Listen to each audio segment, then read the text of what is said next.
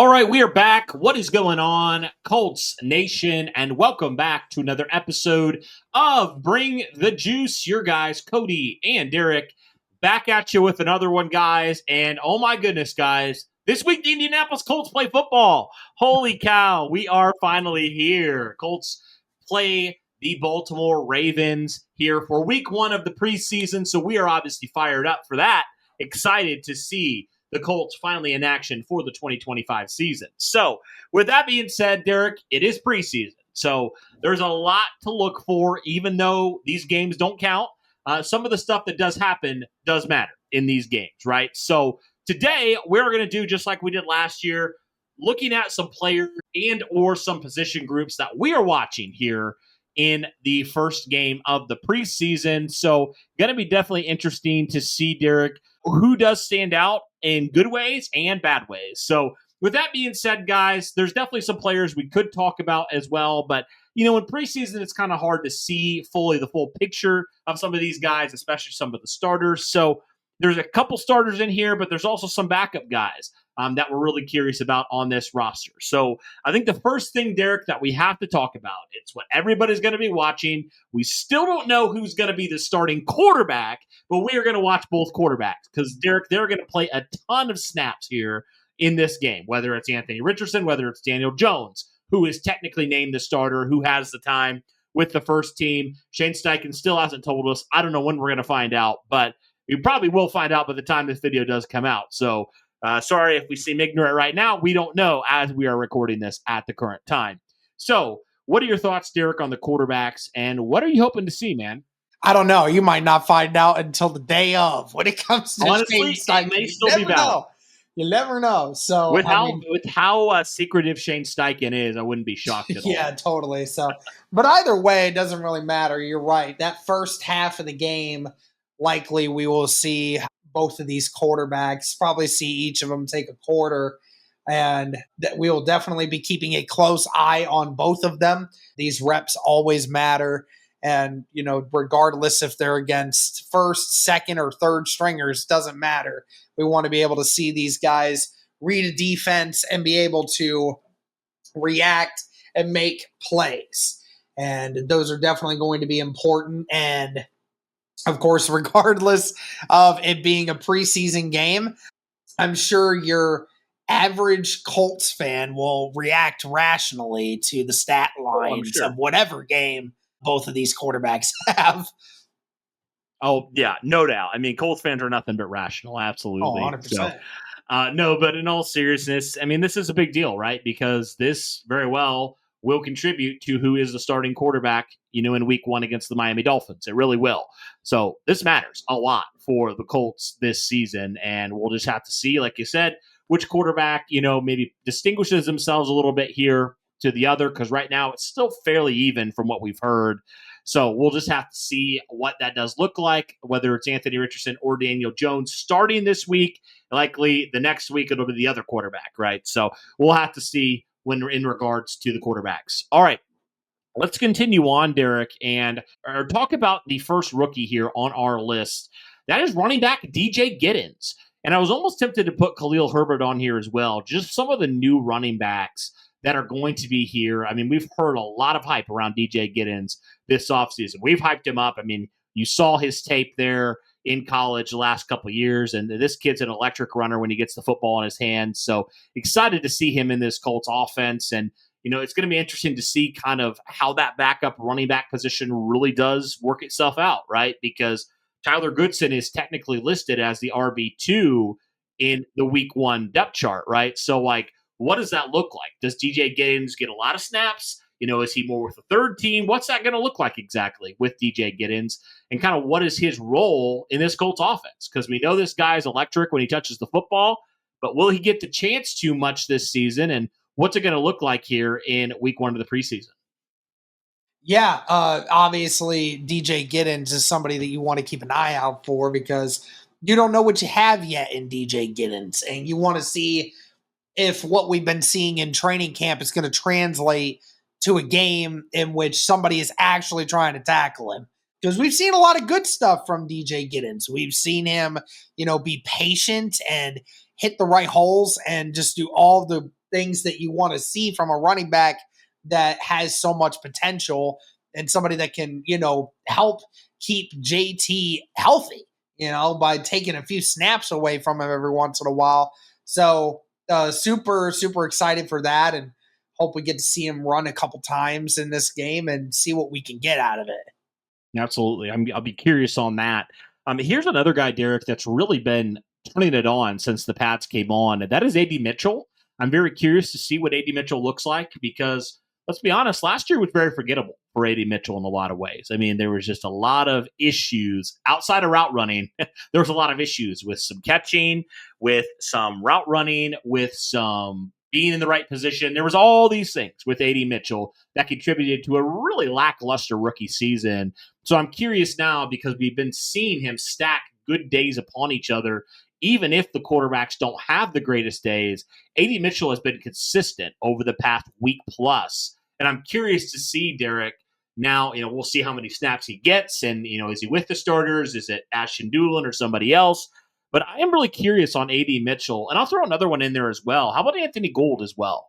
Like, I'm curious about both these young receivers who I think have shown out in training camp. And I'm curious if that will translate to the preseason or not. What are your thoughts on both these young receivers?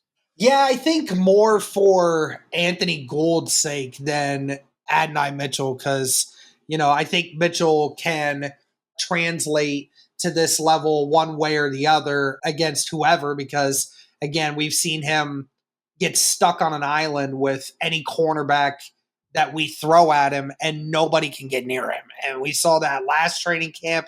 We've seen that this training camp. Ultimately, I'm not worried about, what the other team's going to do to him, more so what he does to himself. But Anthony Gould is definitely an interesting one because, we've seen him take another step this year in his development as a wide receiver in this offense through training camp. I mean, we saw him make an occasional play in training camp last year, but almost all the talk was about him as a punt returner and as a kick returner. But from the first 2 weeks of camp now, we're not even talking about that. We're talking about how many touchdown catches Gould has had between DJ and Anthony Richardson so far in these first 2 weeks. Like, that's just how much of an impact he has had through this. So, yeah, definitely interested to see how that translates and can he, do that in a somewhat meaningful game. Right, for sure, because that could be so valuable to have a guy that could potentially play in the slot a little bit, right? And if Josh Downs, knock on wood, but if Josh Downs misses time, you actually have a guy that can be in there and can play at a decently high level. So that would certainly be great. On top of what he does on special teams in the kick return department, that is definitely something I'm curious about for sure. And then the last guy that we'll kind of talk about on the offense is a very interesting one because I think for me, it's going to be fascinating to see how Jaylen Travis looks here as a rookie, right? I would say him and Blake Freeland just because we know how important the swing tackle position is. I mean, Jaylen Travis, I think, is the leader right now from what people have said as a rookie, and we know the physical tools are there, and he just seems like a very well-spoken and well-prepared individual in general. And so I'm very curious to see, though, when he actually comes to, the play on the field against someone outside of your own guys, how does Jaylen Travis hold up? Because there could be a realistic scenario, Derek, and we saw it a year ago. Matt Gonsalves had to play a good chunk of the snaps. So there could be a scenario where Jaylen Travis has to be called upon for a couple snaps, a couple games. You never know. So I'm curious on that, really specifically Jaylen Travis and how he looks here in his rookie debut in the preseason. Yeah, no doubt. I mean, you're right on the Blake Freeland and Jaylen Travis situation. Blake Freeland, you would hope that we could see him, become better than what he has been through the first couple years which he was drafted. And you're right, Jaylen Travis, just another young offensive lineman that's drafted by the Indianapolis Colts. And you sit here and you're thinking to yourself that the majority of the time, an offensive lineman gets drafted by the Indianapolis Colts and they have to step in at some point or another. It's very rare that offensive linemen are always healthy every game of the year. And, that you hope that Jaylen Travis will continue to do that. And yeah, definitely interested to see how he looks versus, a different opponent. That'll definitely be fun to watch. Absolutely. A couple other things. Let's switch to the defense now. I'm very curious, Derek, outside of Buckner and outside of Grove, what does that interior defensive line look like, right? Because we know how poor it was a year ago. I mean, it was bad. If any of those guys had to miss any time, it was going to be rough on your defense. And you didn't do a ton. I mean, you signed Neville Gallimore, you drafted Tim Smith, you brought in a few guys, but there's still some question marks, Derek, on like what is this defensive line going to look like? And I am so curious exactly what that's going to mean here because it's been bad outside of your two starters for the last number of years. So, what are your thoughts there on just the backup interior defensive line in general? Yeah, we've added a couple different names to the interior of the defensive line through this offseason, and definitely said that that was a major need going into this offseason. Regardless of how you feel about them, it'll be interesting to see how they look in a real game scenario. I mean, I can't really say that this is like the best case scenario for you because you're most likely not going to be facing the number one offensive line, which definitely can influence the feeling of this a little bit. But, as far as going up against some of the backups, it'll be nice to see if Gallimore and Smith and some of these other guys can, take advantage of that. No doubt, no doubt. Another group of backup players potentially, and potentially a couple guys that might play more than backup roles. Talk about some of the linebackers outside of Zaire Franklin, because it's probably likely Zaire's not going to play. I mean, he's just getting eased back into practice here, into camp. So you're going to see a lot of young, unproven guys. You're going to see Jalen Carlisle. You're going to see Cameron Grown. You're going to see some of these other guys, that are here in this linebacker room. You're going to see Joe Bashi, the undrafted kid, and a couple other guys as well. So what are your thoughts here on this linebacker group, which I think outside of Zaire Franklin is really unproven? Yeah, the last couple years, it's been really fun to kind of watch these backup linebackers and see who, is going to take that next step and, be that guy that can fill that role in this defense. And, I think even now, Cody, it's more intriguing because, you have a new defensive coordinator now. So, that things are going to be a little bit different with intent, how these guys are going to be utilized and not just a guy who fits the scheme, Cody. You're going to be getting guys that are actually making plays within the scheme, which I think is more important now that Lou Anarumo is going to be focusing on. Because, I mean, we saw it before. I mean, we've always said that, like, what was it? 2022 when Brandon Faison was out there, and we kept saying like, he's not better than the other corner that should be out there right now, and yet for some reason he keeps going out, and they think their only answer was he fits the scheme better, which again is just it's a really bad way to look at it.